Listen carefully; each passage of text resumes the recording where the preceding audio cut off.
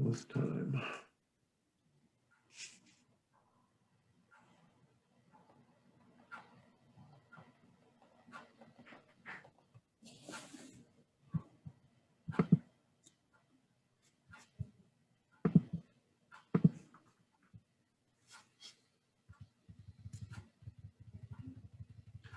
Okay, I guess I'll start now. Hello, everyone, and welcome to the second lecture by John Burroughs, our distinguished visitor in the Department of English and Film Studies for this year, this pandemic year. This is the late night session. This is intended as the traditional town and gown lecture, so it's held a little bit later in the day to encourage members of the community outside the university to attend, who might have work or family or other commitments during the day.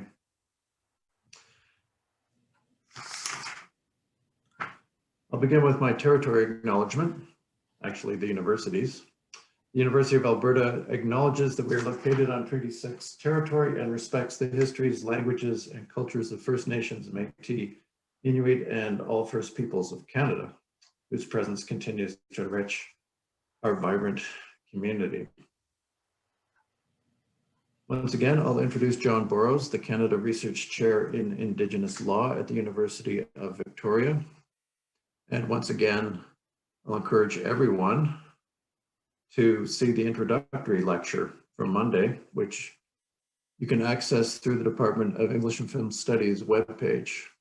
Simply go to the webpage, click on John's picture, which is right there when you open the page, and go to his events and click on the YouTube link. Currently, we're having a little trouble with some of the links. The first two events are fine. The subsequent events seem to lead you back to the first two events. So we're, I hope, going to correct that problem tomorrow, but I've been assured by Claire Peters that if you simply do a YouTube search to the effect of John Burroughs, distinguished speaker, University of Alberta, you will actually get all of the links from YouTube and find your own way there to all of the events recorded so far. Let me just repeat our summary of John's lecture today to get everyone focused for tonight's event. The title of John's lecture will be Laws, Indigenous Ethics. This lecture will examine the revitalization of Indigenous people's relationship to their own laws, and in so doing, attempt to enrich Canadian constitutional law more generally. Organized around the 7 Anishinabe grandmother and grandfather teachings of love, truth, bravery, humility, wisdom, honesty, and respect, the lecture explores ethics in relation to stories, titles, treaties, legal education, slip of the tongue there, and residential schools. Sorry for the verbal typo, John, but that is the introduction. Let me hand you over to John Burroughs, who has been a gripping speaker for us all week. Miigwech, thank you for that wonderful introduction. And thank you everyone for coming out this evening. I know you've had a long day, and so my gratitude and appreciation is deep and wide. I'm grateful for this opportunity to speak to you again from Wasanich territory and Lekwungen territory, and recognize the Songhees and Esquimalt Nation and the Douglas treaties here and the relationships that I've enjoyed as people have taught me about law in this place. As was mentioned, I'm going to talk about laws, Indigenous ethics, and I want to preface this by introducing myself in Anishinaabe one again. Bujun and Dinaway Magani Dog, Niji Anishinaabe, Niji Madazig, Bangi Etigo Ninata Anishinabem, and Gugudi Chunjishnawayan, Giganos, Indigenakas, Neashi Winigaming and Donjaba, Nigigandodem. Grateful to be able to say I'm from the Cape Croker Indian Reserve, Neashi Winigaming, and I'm from the Otter Totem, Nigigandodem, and my name is Giganos, which is my third great-grandfather's name and the name that I also carry. I want you to think about this beautiful territory that I'm going to put before you here. This is a part of the Niagara Escarpment, where our reserve is located. And you can see the limestone bluffs of that escarpment, 440 million years old.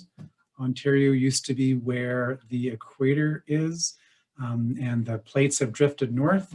But when these escarpments were formed, Ontario was a shallow, warm sea, and there was all this life that would teem within the waters. And so when you walk around the reserve, you find these beautiful fossils along the shore, and they point to a time before humans were even present. And from that life and from that time, of course, has been generated all of the soils and then insects and fish and birds and plants and animals that give rise to the Anishinabe and the places where we find ourselves today. There's a lot of wildlife on the reserve, and it's a beautiful part of the world.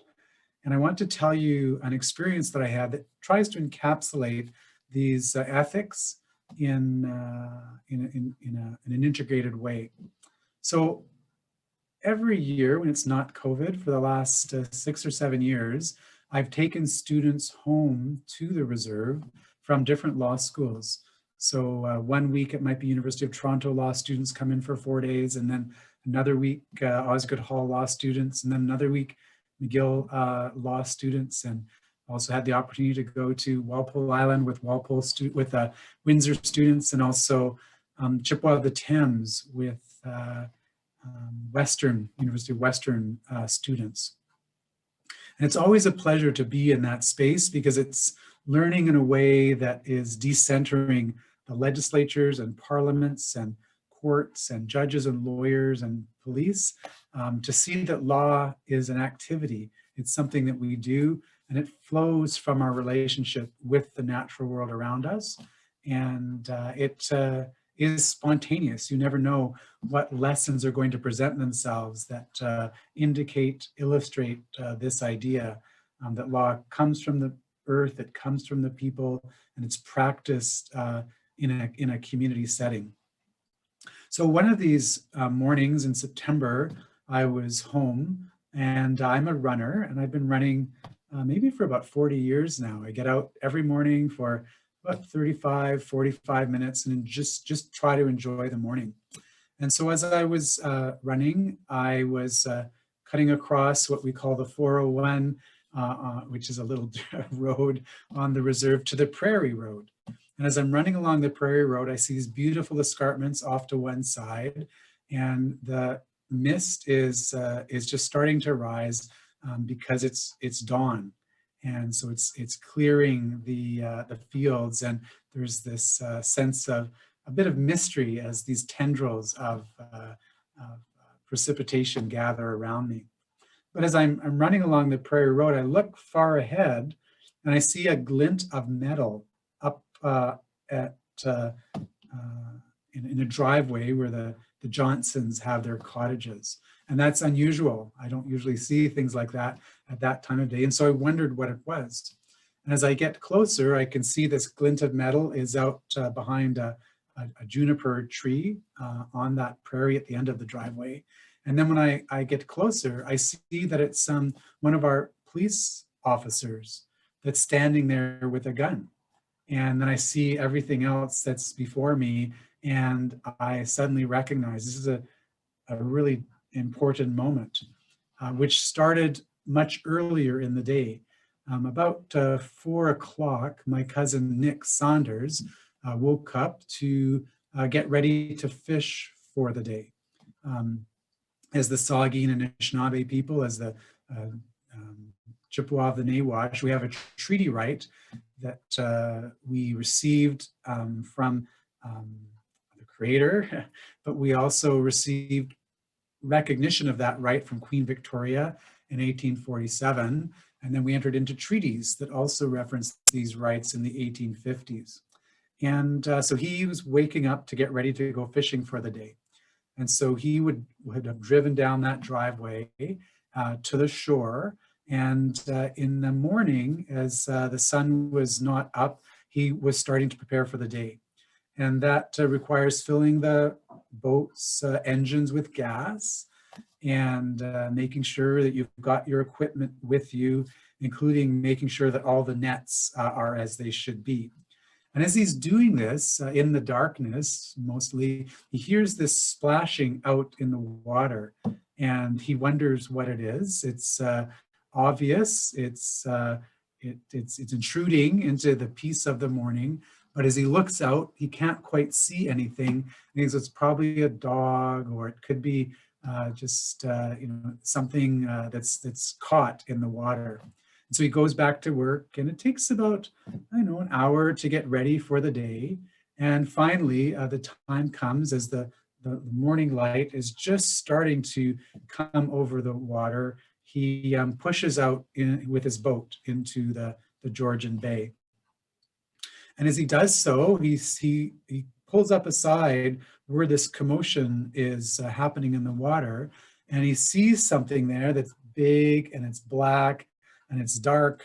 He thinks it might be a dog, but he's not quite sure. And so what he does is he reaches over the side of the gunnels of the boat, and then he struggles and pulls in this animal. And it's there now in the boat with him, and it's a bear. And it's a bear that's got its head stuck in one of those big plastic caskets. And so, obviously there's something was in there. The bear was trying to get it, and he got dislodged, and he couldn't get out. And in his confusion, ran into the water, and it must have been only the floating of the bucket itself that saved him, even as it was the thing that was causing him distress.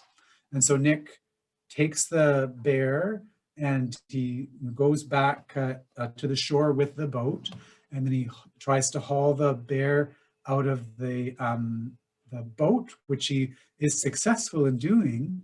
But what does the bear do in its fright, its anxiety, its concern? But it darts right back into the water, and it ends up, it's a pretty steep drop off. It ends up being out close to where it was before. So Nick has to start all over again. He pushes the boat out into the water, comes up beside this animal. It's about 140 pounds. He wrestles it back into the boat over the gunnels, and comes back once again into the shore. But this time he's learned his lesson, and so he searches around in the equipment that he has with him for something that might hold the bear in place. And he takes one of those yellow nylon ropes, and he ties it around the chest of the bear, just underneath its front legs. And so this time, when the bear is out of the boat, Nick is able to hold on to it with this nylon rope. But this bear is still stressed, it's still anxious, it's still afraid, it's still confused, it still has a bucket on its head. So what does it do? It just starts running down the shore. And so there is Nick at the sunrise, chasing this bear out for a walk in the morning as he's stumbling back and forth on these very loose rocks. And that's a challenge for a while. And Nick says, what am I going to do? What have I got myself into? But then things take a turn as the bear literally turns and lunges into the bush. And Nick is still got a hold of the rope, and now the bear is just crashing through the woods, and Nick is getting these branches brushing up against his eyes, and just slashing at his limbs, and he's losing his footing because of the dense undergrowth. He doesn't know if he can hold on, but he doesn't want to let go either, because if he lets the bear go with the rope, the bear is liable to get caught, and he doesn't want to be responsible for the bear's distress if it's somewhere and just perishes because it's caught by the rope. So he hangs on. Eventually, the bear emerges from the forest onto the prairie and runs across the prairie until he's at that driveway that I mentioned earlier. Now, Nick had a friend with him along this, and so this friend had phoned the police on his cell phone, and so the police came, and they were standing there. There were two of them with Nick and his friend and the bear, who was really distressed, just rolling around in the dirt when I got there, just beside itself, trying to allay some of the pressure that it was under, and there was no help, no aid. And so this was a challenge, and so they wondered what they could do, and they phoned the volunteer fire department. Ashley, who was the chief firefighting chief at that time, and so off Ashley prepares, and Ashley comes down with his truck and looks at the bear and thinks, I can't quite do anything here. And so what next happens is they call the Ministry of Natural Resources to come and help out. But the challenge is the people from the ministry are down in Markdale, which is like an hour and a half away. And so they have to try to figure out what they're going to do in that setting. And so that's when I'm there. They've called the ministry. Ashley has just arrived, and this bear is in distress on the end of a rope right in front of us.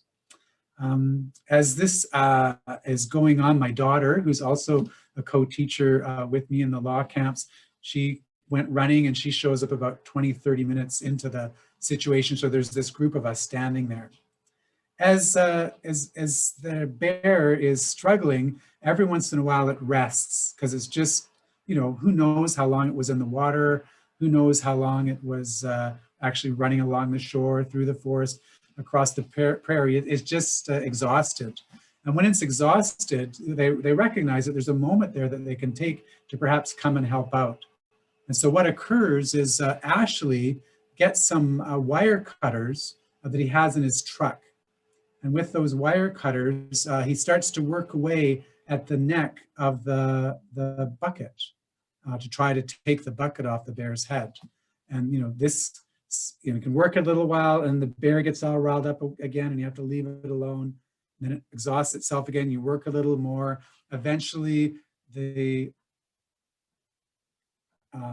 cutters they do their job.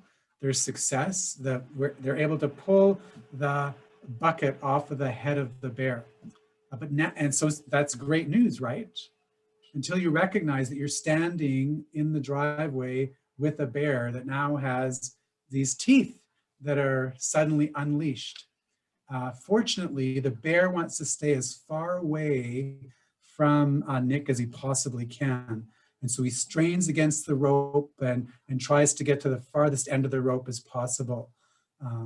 But every once in a while, he comes a little closer. And in fact, one time he comes close enough that he bites Nick in the leg, and the teeth go through his fishing boots, which are thick, but nevertheless not thick enough to prevent a bear's teeth from going in through them and into his leg.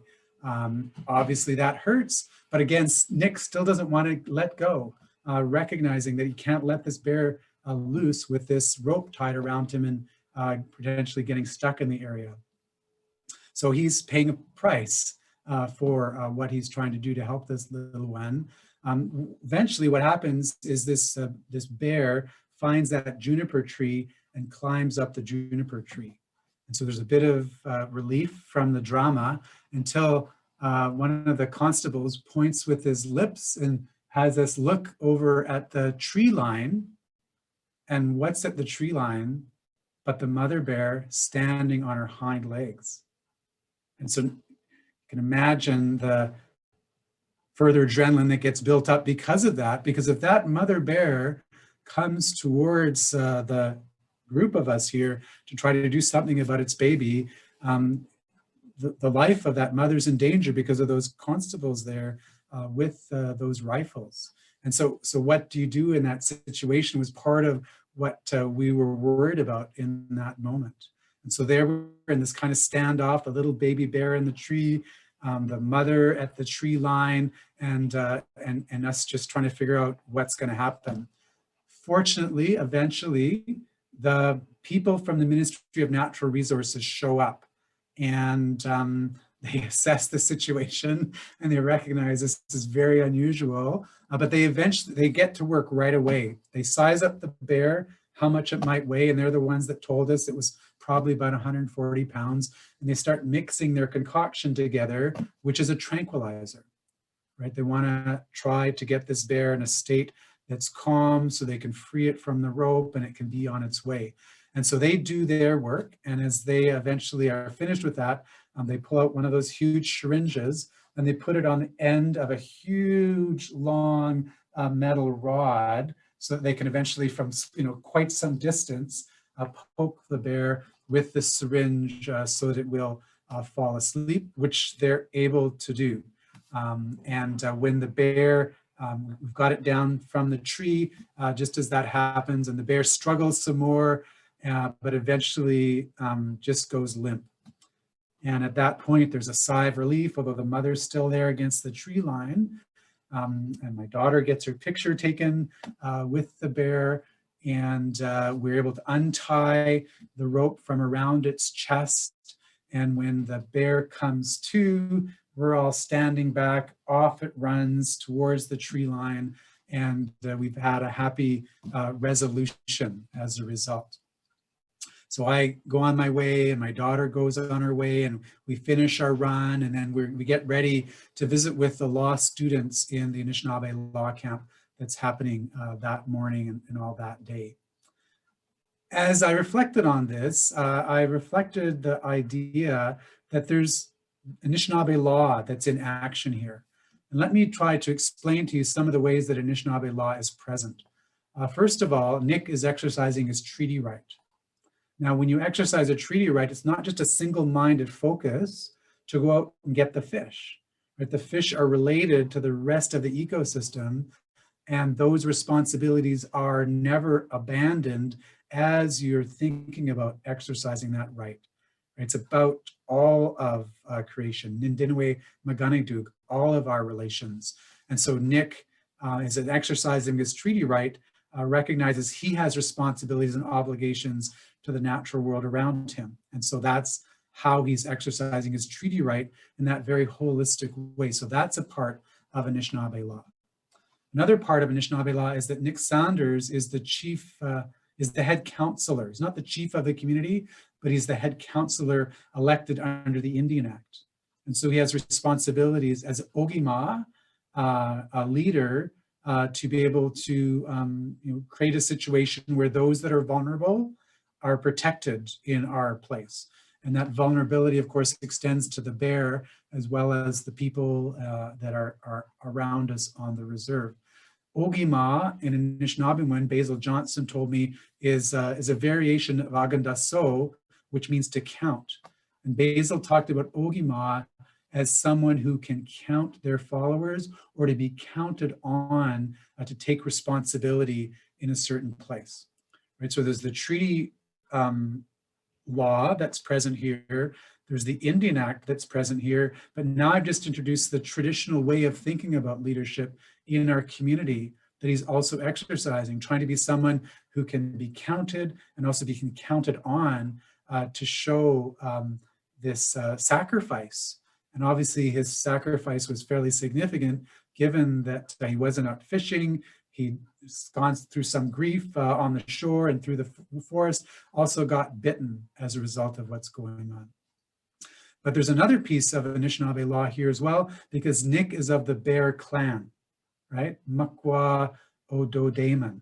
He's from the Makwa Dodan, the Bear clan. And so this is his relative, right? It's actually his older, even though it's a baby bear, it's his older brother. And so he has a responsibility to ensure that his clan, his older brother, is taken care of and is not harmed or hurt in that situation. Right? So there's all of those layers of Anishinaabe law going on at that moment, which are very profound, but it gets added to, because who did we call? But we called Ashley, who is the volunteer firefighter. He's a non-native man, but he's married into the community. And so people who are from away are an important part of our legal system. And we called upon him, and he had some tools and some resources to help relieve some of the stress from that bear as the wire cutters took off the bucket that was over his head. And so that's an important part of Anishinaabe law to recognize. It's not just about ethnicity. It's not just about race. It's not just about our own self-determination. It's about co-determination. It's about working with other people that are part of our families, that are married into our relations. And so that was an important part of the work. And then of course, there's an obvious, probably most obvious connection of law here, is that you've got these two police officers. And sometimes people say, well, we can't have the police being a part of Anishinaabe law. That's a occupying force. It's an outside force. It's not part of who we are. But one of these people is a member of our community. He had 25 years of service on the force, and the other person knew the community very well and grew up in Owen Sound, or served in Owen Sound before coming. In other words, the police were there, and they were invited there, and they were there to ensure that no harm came to the folks, not to take aggressive action, but to be there to protect. And that protection would maybe had been needed to be exercised had that mother bear come along, although who knows how that would have gone. So that's another element of Anishinaabe law. We have ways of incorporating contemporary parts of our world. It's not like an either or, a traditional way or a contemporary way. They're just, it's what you do in the present moment to take the resources that are at hand as you're co-creating this law. Right? You can see this action is co-creating an approach that creates some peace and some order and some coordination between people and between the people in the natural world. But of course, that's not the only part as well. You've then got these people from government, the province of Ontario, who are sometimes in opposition to us, but they can also come there in aid. And when we reached out, they came with technology and resources that we didn't have to ensure that that bear could be safe and go free when it received that tranquilizing that occurred at the end. If you think about all of those layers there, you see law's Indigenous ethics. You see law as a verb. It's something you do. It's not something that's just done to you. You see how participatory it is, right? It doesn't need to wait for a band council resolution or act of parliament or the provincial legislature. It doesn't require a judge to come along or a lawyer to interpret what is necessary there, right? Because these different roles of clan and Ogima and the fishing and the people that are married in and the government and the police, and these are all just a part of what makes our law there a living tradition.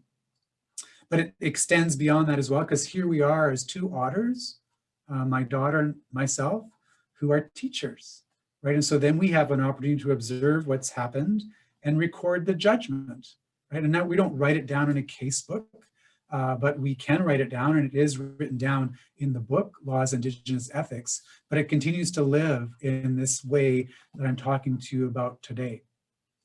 And then we can think about that as precedent for other situations that we might find ourselves in.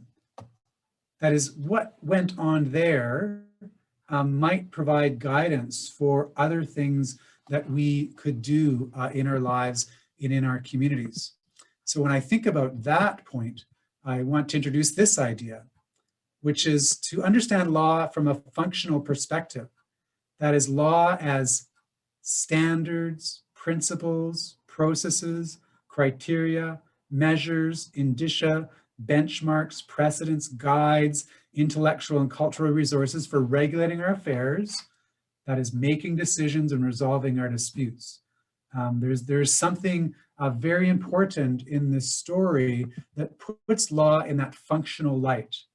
And if it's in that light, then what does this story help us reflect upon in contemporary terms?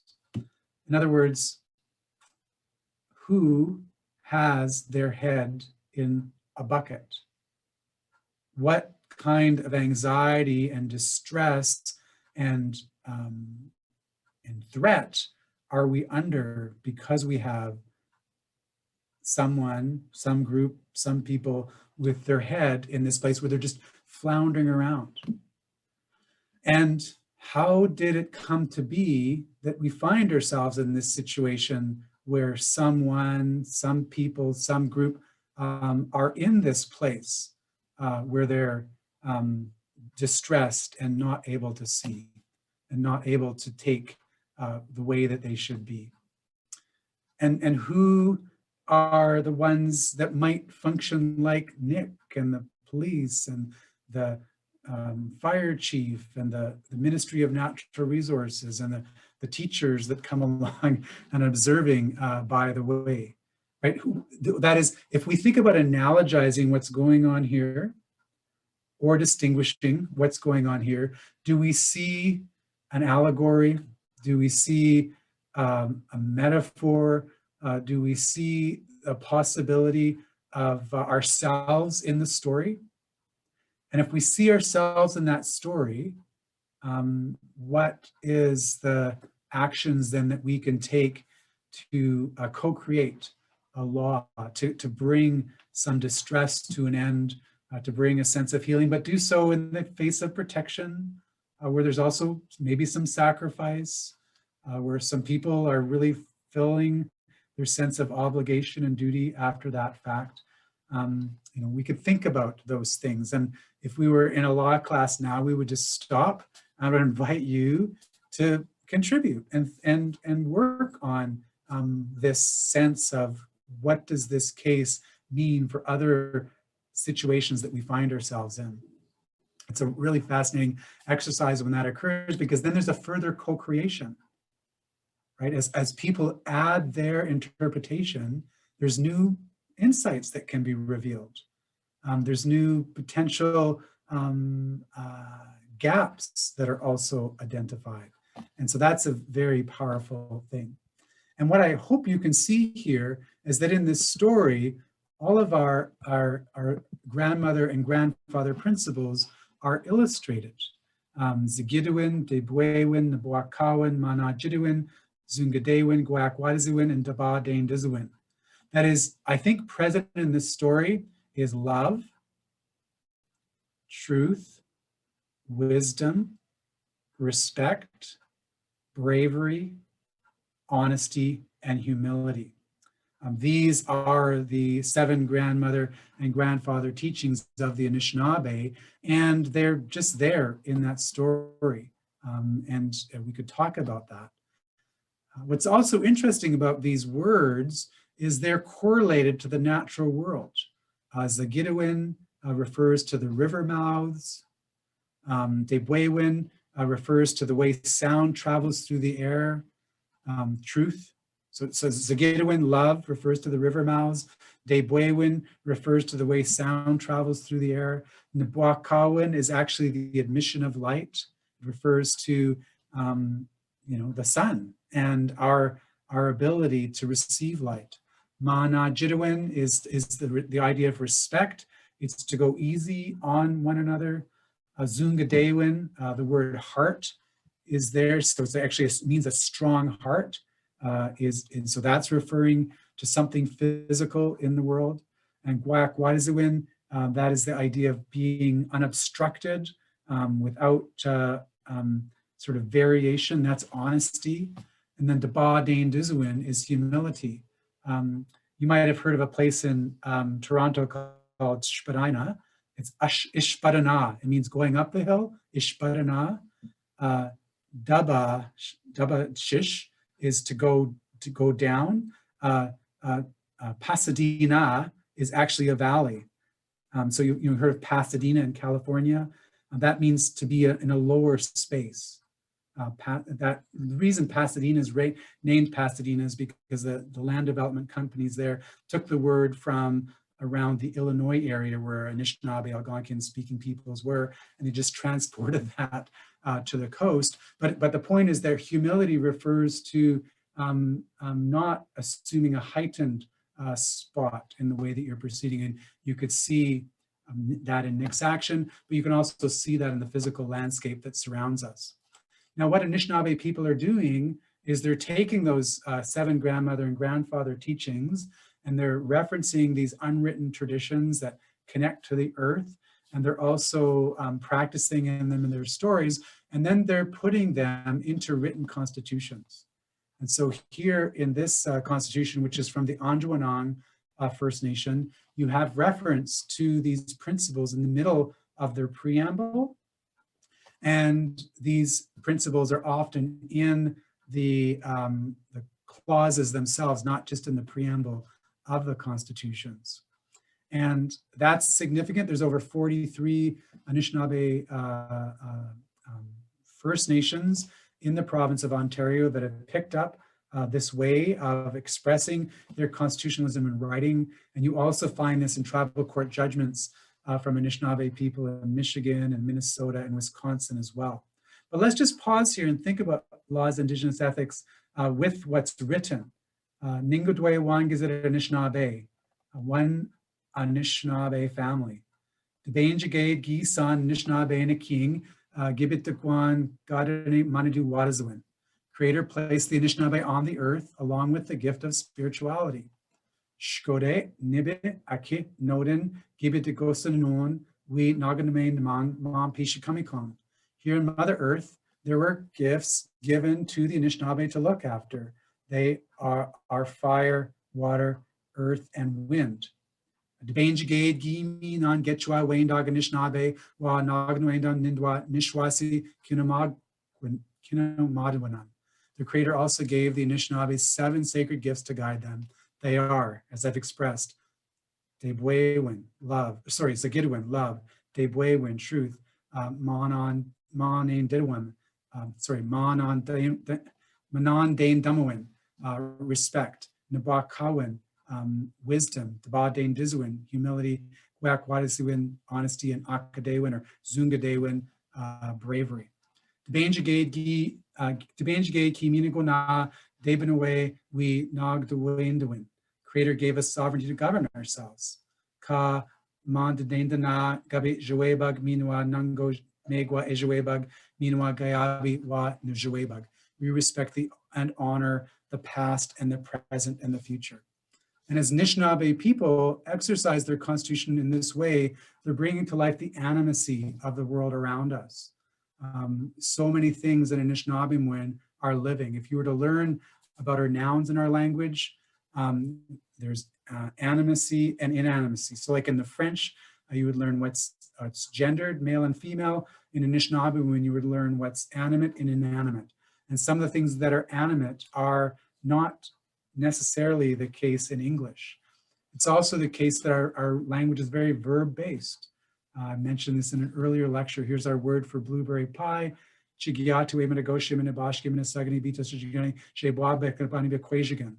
Which is old-time Frenchmen taking berries, putting them between layers of bread, bending over, putting that bread in the oven, and watching the berries explode. If you think about law and ethics as verb-based, as related to animacy, as related to the natural features of the earth around us, you will see that it's directed towards this sense of functionality, trying to provide guidance that's co-created between people that's just drawn from the earth that surrounds us. These principles are great principles of connectivity and hope. And I'm thankful for the possibilities that are a part of these things. So I think I'll stop there, and if there's questions or comments, I'd be happy to take them. It's really a pleasure to be with you. And this book, as Christopher talks about, takes us through those 7 grandmother and grandfather principles and talks about treaties in relationship to love and truth. And then it talks about Aboriginal title in relationship to honesty and wisdom. And then it talks about legal education, and then it talks about respect and in relationship to residential schools.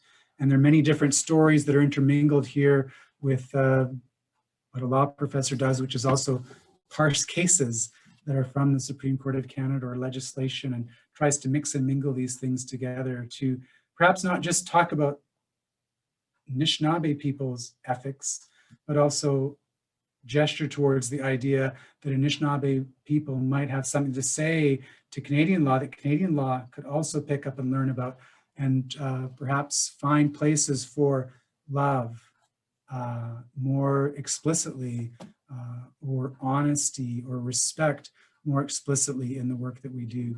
So I'm looking forward to any questions or comments that you might have related to the story or the themes that I've tried to develop with you this evening.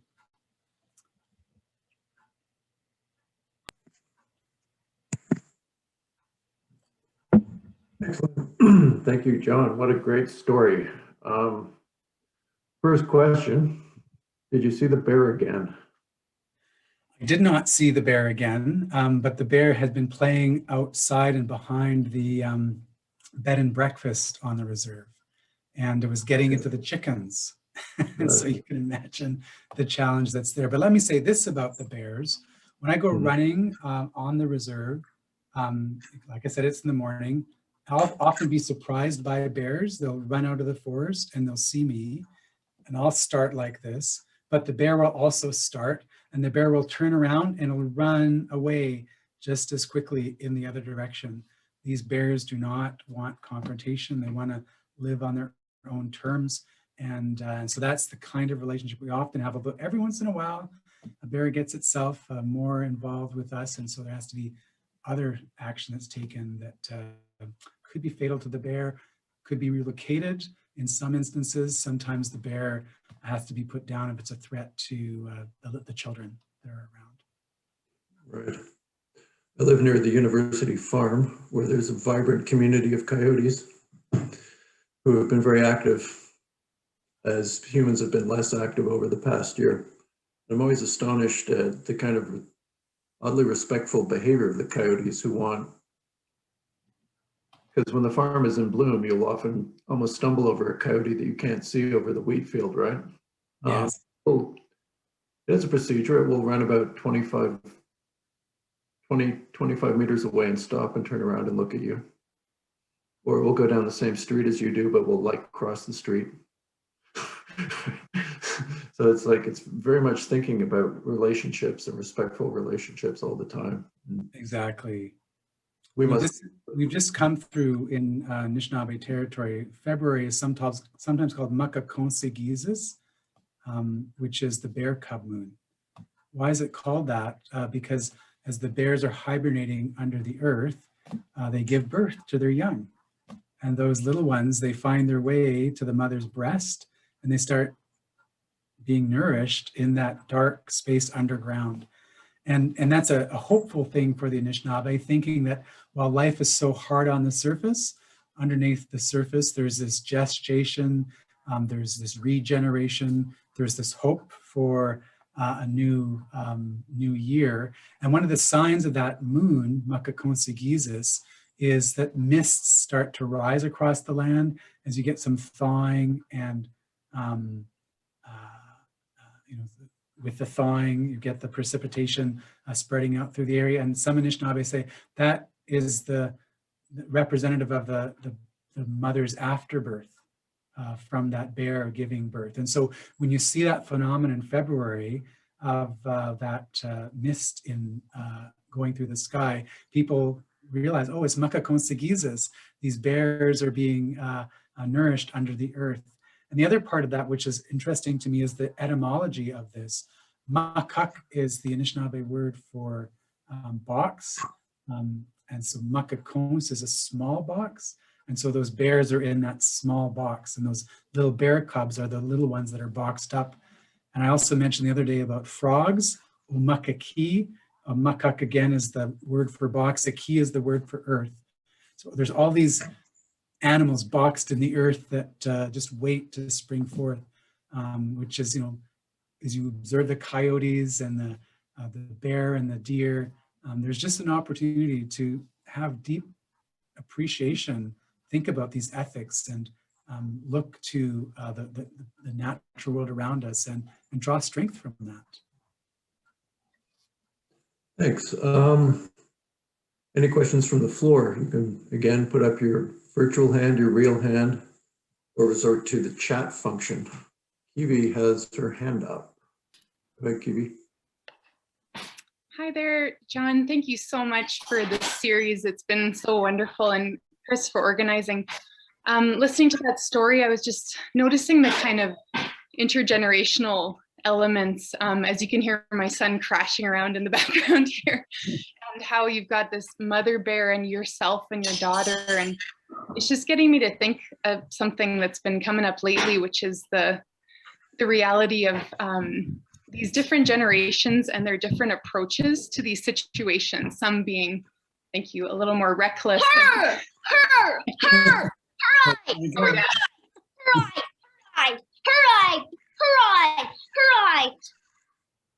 It's good to be able to get that voice coming through, right? It shows enthusiasm. Like precisely what I'm talking about, just different approaches. So Yes. I'm just wondering if, you know, if that has a kind of a legal implication for you at all. Absolutely so. So when we do the Anishinaabe camps, what you just presented to us is exactly what happens all the time. We have kids and babies and elders and mothers and fathers that will come in and out of the circle as the case might be.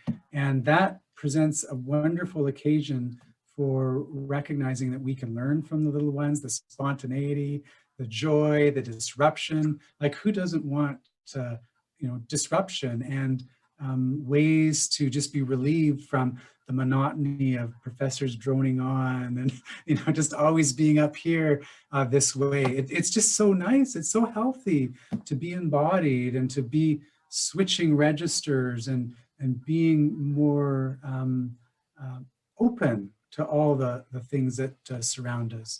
And so, yes, that's definitely a big part of Anishinaabe law, and it's a part of what happens with our law camps as well.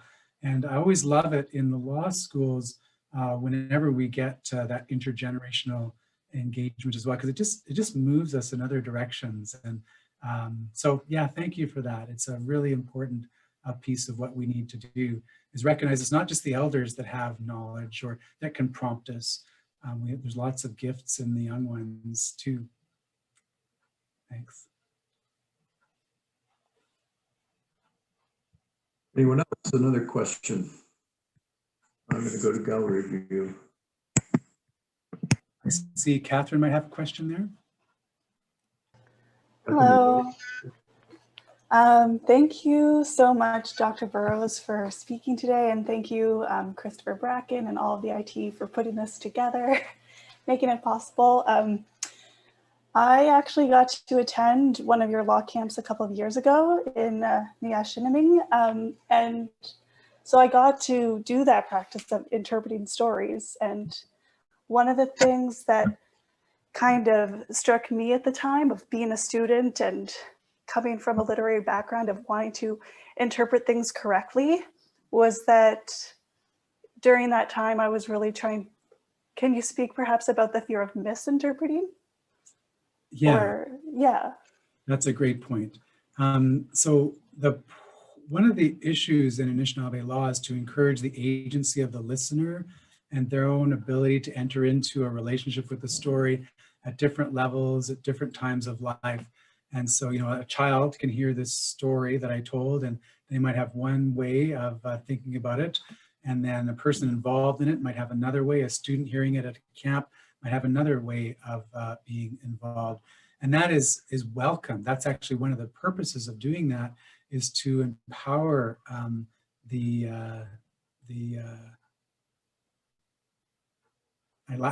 that's the word, the agency of those that are part of this legal system. So rather than forcing an interpretation on someone or requiring this story to be interpreted just in one way, there's this recognition that we're able to learn from each other there. Now, there are times in tribal courts where these stories will be taken and they will be used for particular purposes. There's a story about Nana Bojo stealing ducks out of the water and getting himself burned, that has been used in a US tribal court context for a tribal court judge who tried to defraud the community. He was charged and actually eventually found guilty of attempted fraud. So that the story is used in that particular instance to relate to the question of fraud. But after it's finished with the judgment, that story is free to walk into another room or free to walk into another setting and to have a whole other personality as a part of it. It's not just sort of screwed down and the hatches battened with that just one meaning. And that's confusing to people in a legal setting where cases usually get narrowed through time further and further and further for that story to stand for a few propositions. And that's just not the Anishinaabe legal method in relationship to stories. Now, in terms of telling stories, there's different points of view on that. When I'm at home, the people around us say, if you've heard it 5 times, then you have the permission to be able to tell the story yourself. Because they want people to live in relationship to them. They don't want to, it's just, because they want them to make them their own and find ways that they can be applied in their lives. So that's one way of proceeding with these Dabajamoanan, which are these human stories. The Atazokanag, the older time stories, there's different points of view about that. Some say they can only be told at certain seasons. I can remember having that issue myself. Basil Johnson taught us to tell stories in all seasons, and he gave us all sorts of reasons for doing that. But I can remember teaching at Western Ontario, and as we were teaching, the frogs started to peep, and one of our hosts there said, and took us aside after we told the story and said, you're not supposed to tell the story once the frogs start to come out of the ground and make their noise. And so we wanted to learn from that perspective. And so she gently led us through what their opinion was on that. And of course, we're in their territory.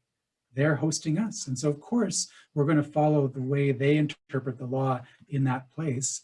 But what then it became was a teaching opportunity for the rest of the students that were there, saying, over in my territory, just 3 hours away at Cape Croker, we have one view of this. Here, there's another view of this. Here are the reasons for why we do things our way. Here are the reasons for why we're doing things this way in this particular community. In other words, the story can be differently treated from community to community, depending on the host and depending on who the teacher is in that place. Now, how do you coordinate that difference? It's not by putting it into a hierarchy and just having a final authoritative determination from the head interpreter. It's by always being in dialogue with the people around you and being receptive to, is this okay here? Is this okay there? Which again is an invitation for participation as opposed to domination, is you have to work things out in a co-determined way and a self-determined way, as opposed to an imposed way. That's a challenge, right? And it makes you be nervous, and you can step into all sorts of potholes, but you're learning along the way. And as long as you can take the teasing and the sort of, you didn't quite do this in a good way, you're fine. And it actually adds to the situation because, you're not an expert. I'm not an expert in every place that I go, and certainly not. And I'm grateful for that way of thinking about stories. Thanks, Catherine. And good to see you again as well. Christine. Thank you so much for that. I have so appreciated your talks over the last few days. I have a question about the legal personhood of rivers that has been granted in a few places around the world, including in Quebec, not that long ago with the Magpie River. And I sort of feel sad that that kind of designation is required in order for us to uphold our ethical responsibilities to rivers. And I'm wondering if you might talk about that a little bit. Do you see that as maybe a step in non-Indigenous learning from Indigenous ethics, and maybe almost like, the step that's required right now, almost as a kind of emergency until we reach, collectively a greater understanding of our responsibilities? Or do you see that in and of itself as an example of co-creation? Yeah, that's a great question. So let me share a few layers of thought here. A few years ago, we had challenges, as we still do, at Cape Croker around water. We're sometimes under boil water advisories as other communities across the nation. And it's so perplexing that we would be under this boil water advisory, because everywhere you look, there's this beautiful, clean, fresh water in Georgian Bay that's just there right at hand, but we're under a boil water advisory. And it's partially because of the infrastructure of the plant that processes the water in our community that's never sort of fully up to code. And so people are trying to do things about that. And one day the band council got together and said, okay, we're going to create a water law. And this water law is going to have these dimensions of protection and recognition and facilitation of that life force for us. And my daughter and her friend Hannah Askew at the time were working on an Anishinaabe legal report. And they were working with a particular elder in the community. And they were all excited about this development by the band to pass a water law. And so they went to this elder and they told her about it. And she just kind of got this sense of sadness. And she said, laws are for the lawless. And what she meant is it's just such a shame that we've come to this stage where we have to put this down on paper, because the idea is that we should try to carry these laws inside us. And if we can carry these laws inside us, then we don't really need those written laws, because we're doing the work of co-creating and participating in ways that are respectful. So I think that's a powerful lesson. And then if you think about the word for water, it's nibbe.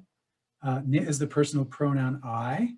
Be means to come towards you.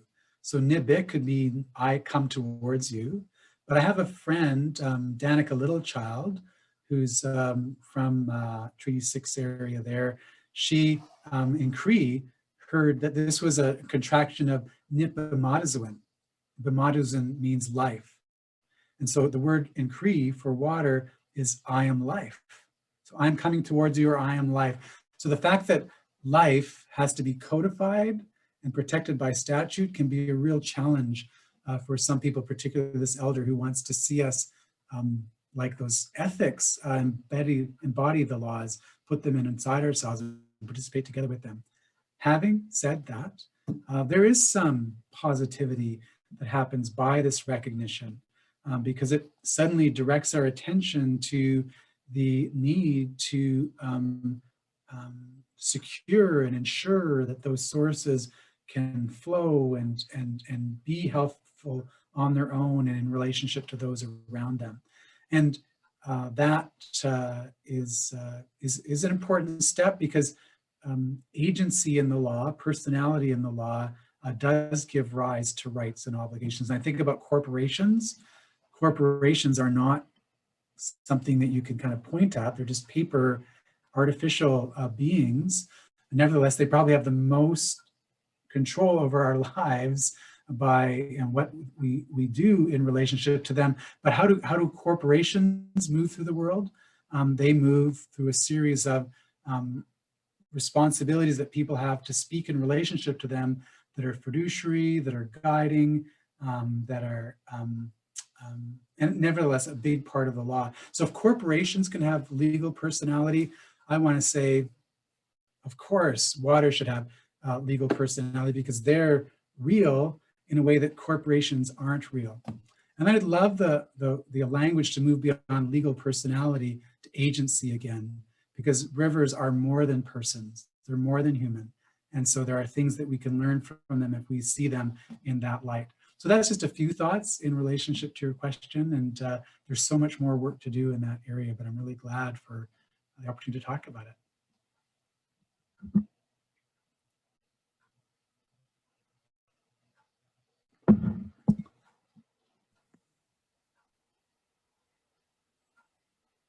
I'm scanning for other questions.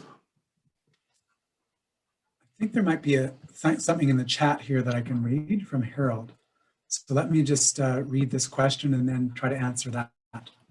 The Indigenous Advisory Committee to the Law Society of Alberta is exploring the idea of having the Law Society apologize to Indigenous peoples for the role lawyers in Alberta have played in developing, implementing, and/or interpreting laws meant to destroy or nullify pre-existing Indigenous polities, economies, cultures, meanings, and modes of life. what Professor Parmar calls the foundational violence of colonialism.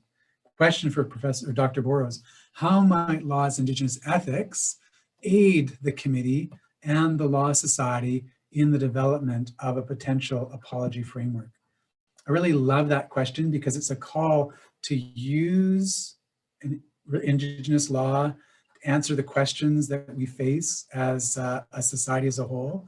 As you know, often the law that we use to answer our questions is what Parliament says, or what legislatures say, or what bodies like law societies say, or courts, or police. And here we might be able to be in a situation where Indigenous law itself could provide, as I was saying earlier, that functionality of guideposts, signposts, precedents, standards, criteria, authority, resources for reasoning to regulate our affairs and resolve our disputes. Well, that word respect in the grandmother and grandfather teachings means to go easy on someone.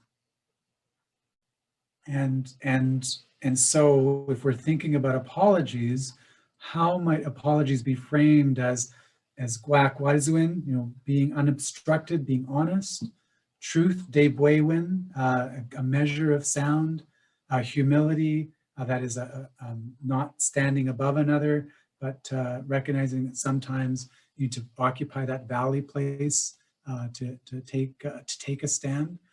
The idea here is to unpack the word apology. Apology is just a label, right? It has no really guiding force as a legal concept as passed by a statute, but it does have a meaning when we bring it into our human community. And if we do unpack it, then we might think what it means to go easy on one another is to recognize that we're all going to make mistakes. We're all going to find gaps. And like I explained in that story a second ago, when I went to teach at the Chippewa of the Thames, I didn't know what their law was there. And I had to go through a process of learning and making better what I didn't know. And that was a great learning experience for me and those around me, I hope. And so that's a part of this.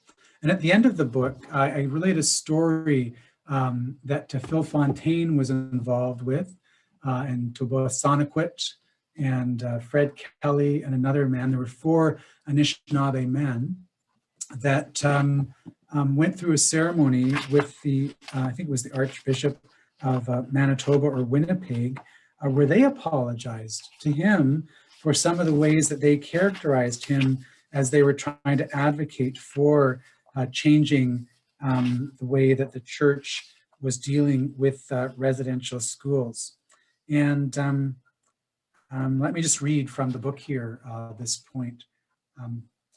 During the ceremony, Phil Fontaine offered a personal apology to both the Catholic Church and Archbishop Weisberger.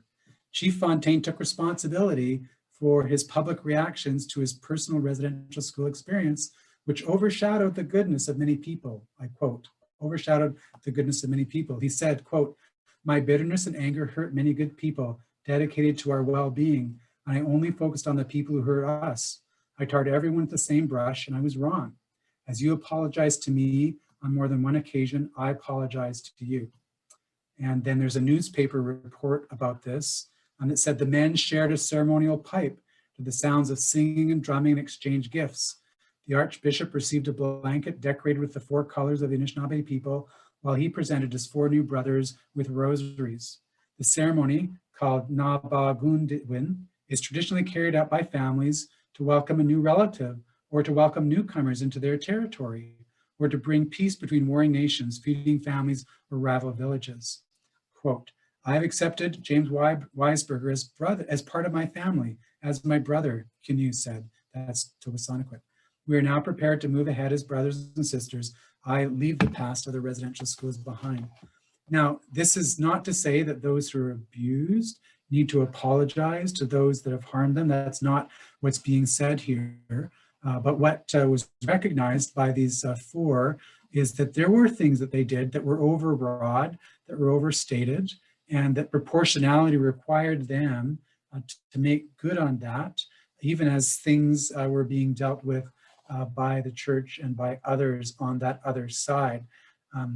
Now, this is not so much a focus on the idea of apology, although apology is a part of this. It's about developing relationships and recognizing that our relationships, that we misstep, we fail, we hurt, we harm. And so if the Law Society is going to apologize for what lawyers have done in relationship to Indigenous peoples and Indigenous communities, it's to not just put that label over things about apology, but it's to enter into a relationship that recognizes the less than that occurred and is occurring right now in these relationships between peoples. I don't see what's wrong with that. I know that sometimes you want to fight to the death in an adversarial system where you don't want to admit any liability, but this is a case where the path of respect is the path of productive understanding of one another, instead of hiding behind tweets and dichotomies and positions that are abstract and not necessarily always related to the people that are standing in front of us or the communities that we feel we're a part of. I don't say that's easy, but I do say it can be done. There's an example there. And I hope that we don't just do that in law societies. I hope we do that when we see the coyotes in the field, like Chris saw, or when you know, we've got a friend and we've not been good with them. There's just so much opportunity to think about this not as an abstract principle, but as a practice. Right? If anything, my book is about practices and trying to verbify or conjugate rather than just classify or characterize what we're doing.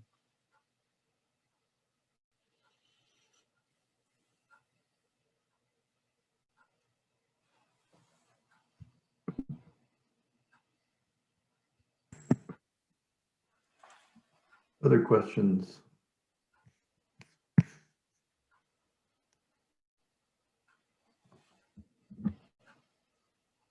I'll warn you, if no one else has a question, I might ask one. Here's a question in the comment that I might just read here. Okay. As you spoke about the Roundhouse today in a grad seminar, I wonder if you might speak about the relationship between literature, ethics, and Indigenous legal orders.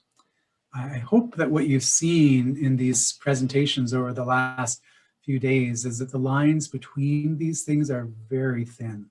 And that if you're not categorizing and trying to say, what is literature in the abstract? What is law in the abstract? What is ethics in the abstract? If we can find what those definitions are, then we know when we're doing literature, and then we know when we're doing law, and we know when we're doing ethics. You know, there's a place for that. It can bring clarity to understanding what your field is, what your activity is hoping to be. I don't want to completely dismiss that. There is value there in definitional and aspirational abstractions. But in practice, when we're trying to work out things between us, if there's something that comes from literature that provides a normativity that helps us think through why we might make a judgment in a certain way, then that should be a part of law.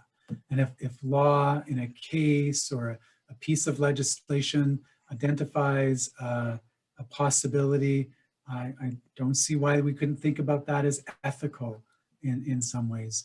So the fussiness around what is law and what's not law is perhaps not as salient in Anishinaabe legal settings. And I actually think if you push it back the other direction, you see in Western forms of thinking about literature, law, and ethics, that it might not be so bright lined as we think about in the first place. And maybe that's one of the benefits of doing trans-systemic legal education, is it not only reveals what Anishinaabe law might be, but it might also show you more clearly what Western law or literature ethics might be. That is to say that, I think I've made this point before, that the contrast itself can create self-reflexivity and cause you to rethink what you might have held as sacrosanct, or you might not have even thought about. One of my colleagues, Sarah Morales, was my doctoral student, and she said when she began her PhD thesis, she had all these unanswered questions. And at the end of her PhD, she found that she had many unquestioned answers. Right? In other words, the process of the PhD unpacked and allowed her to see that she had certain answers that she should start questioning. And sometimes what I'm saying here is the questioning of these boundaries can themselves be productive and a part of transsystemic engagement. Like, you know, fish doesn't know about water until the first time it jumps into the air. We think we know, we're swimming in literature or law or ethics, and then suddenly we jump into another place and we recognize, oh, there's much more there that I was taking for granted, that I was assuming that I wasn't seeing. I didn't know I was in water until I was suddenly in this other environment, and this other environment causes me to see I was in water, or this other environment causes me to see that maybe ethics, law, and literature aren't so distinct as I might have thought before seeing how the Anishinaabe people do it.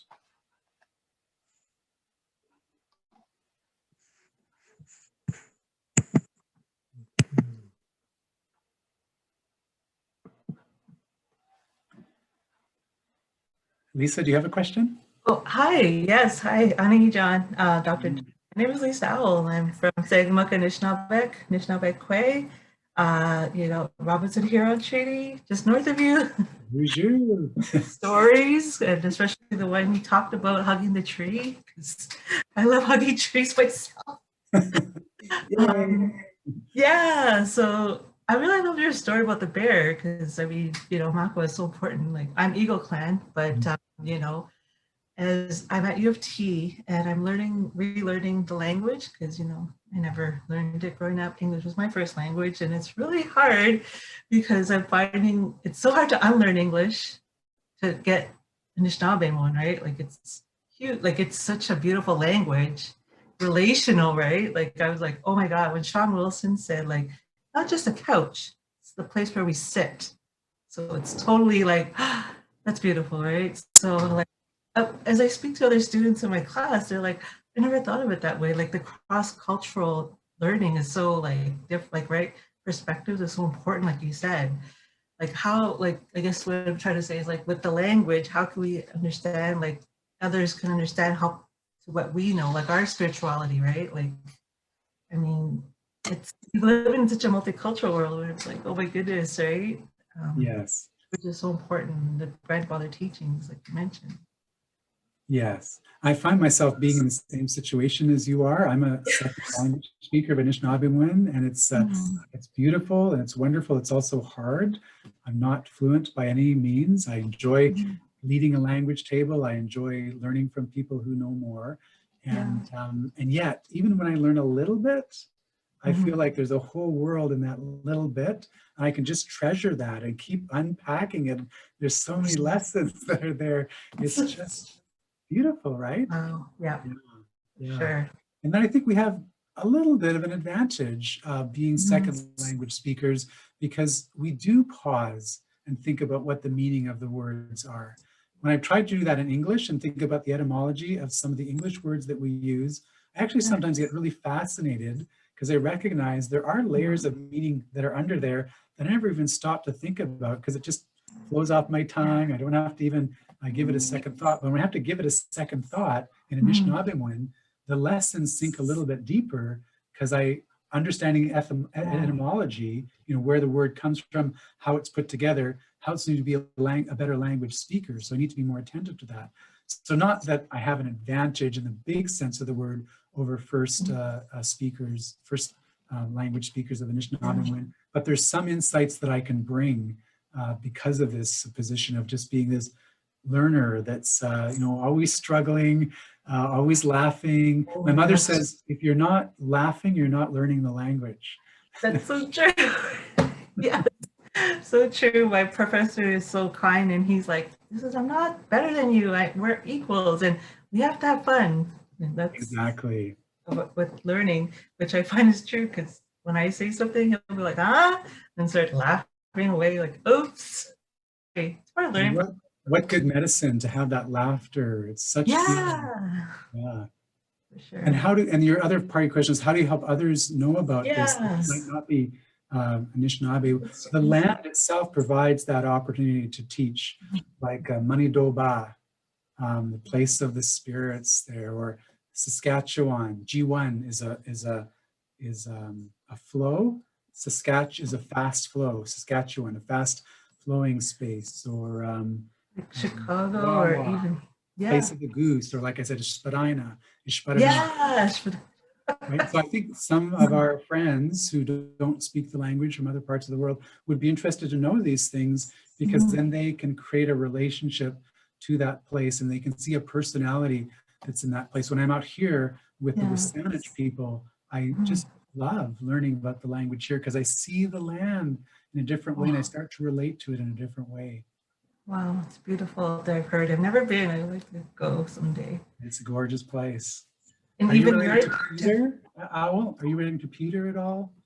Owl? Sorry? Are you related to Peter Owl from Sagamore? Oh, yeah. You know what? It's so funny because there's other owls, I think, even in Saugeen, I don't even know. Like Serpent River, it's such a big family. It is. Yeah, I remember going and meeting Peter at Sagamore about 20 years ago, and we had a great day together. Oh, okay. Is there a junior too, I think? Yep. Yeah, okay. I think I might have met the junior. But yeah. Thanks for that question. That's such a great question. Language. Thank you. It's just nice to visit with you like that too. How fun.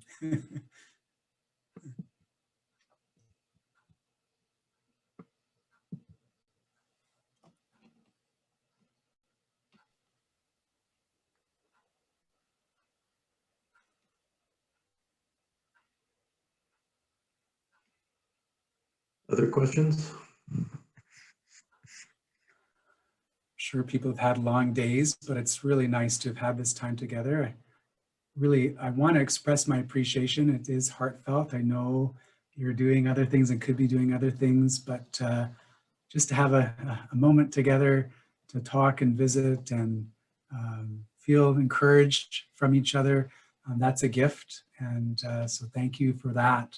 I'm going to walk home this evening. Just my house is about 5 houses off campus, and look at the stars and just carry that with me with appreciation. Maybe I'll ask one last question, which I don't know how to ask because it's been a long day.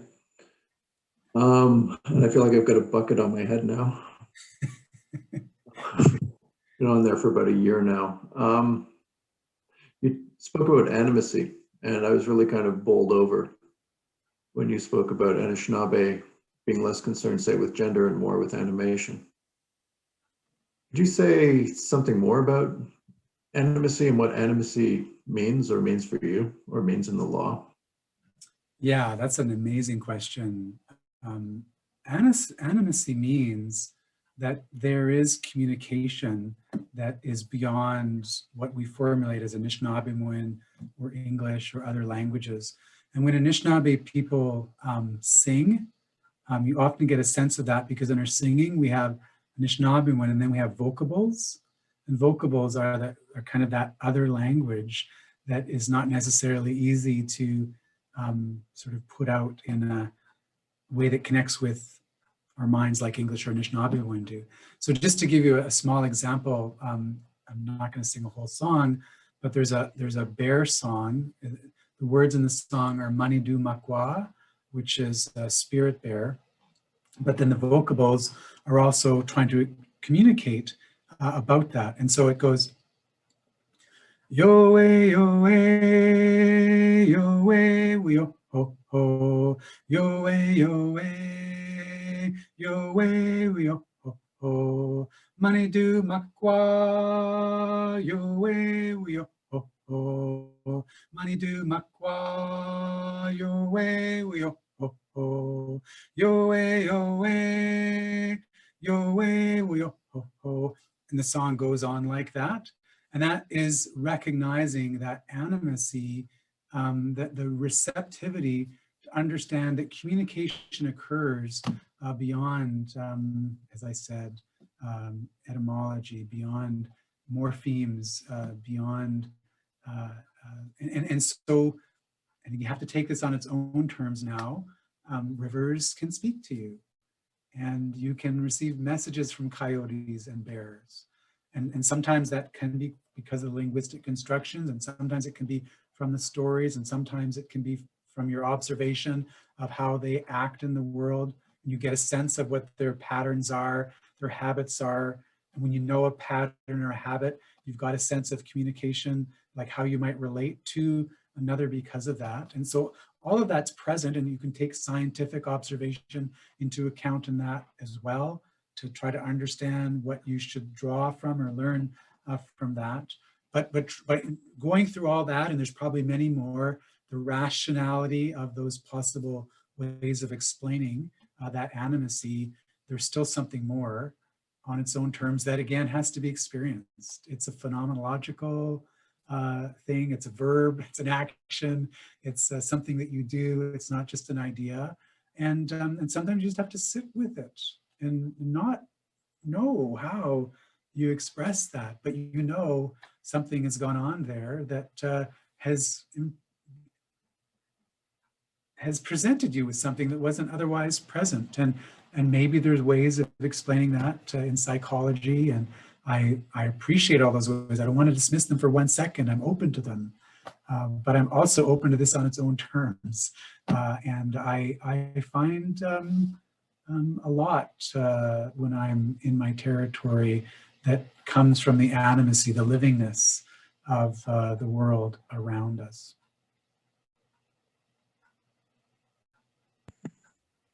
Great, thank you. Last call for questions.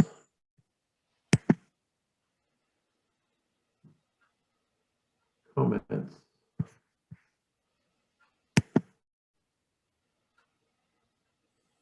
Okay, so there are no further questions or comments. I think for some reason I'm not getting the chat, so wave your hands if I'm ignoring the chat. I think we're through with the chat there. I don't see any new questions. Okay. Well, let's thank John again. We can do this with our emoticons as we have in the past. Thank you. Thanks everyone for coming out late at night. Yes. Thank you very much. Thank you. Have a good night, everybody. We have 2 events tomorrow. Remember, there will be John's final lecture in the afternoon, and his office hours at 3. And if you want to join office hours, just send me an email at this address if I can type.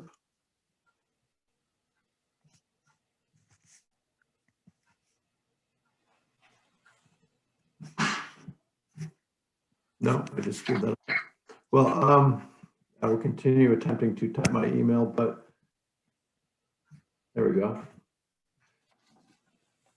If you're ready to go, you can go on your way now. If you want to make an office hours appointment, only one typo this time, that's a rarity. Okay.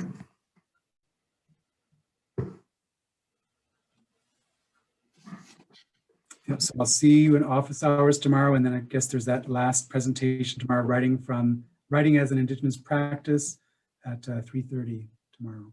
Yeah, and this time I will sign on to your office hours to make sure it works. Sounds good. We're going to try to transfer it technically to you, Okay, great. but that has to be done in person apparently Okay. by the Zoom master. Well, thank you again for this, and we'll see you tomorrow. Yeah, thanks. Take care. Bye.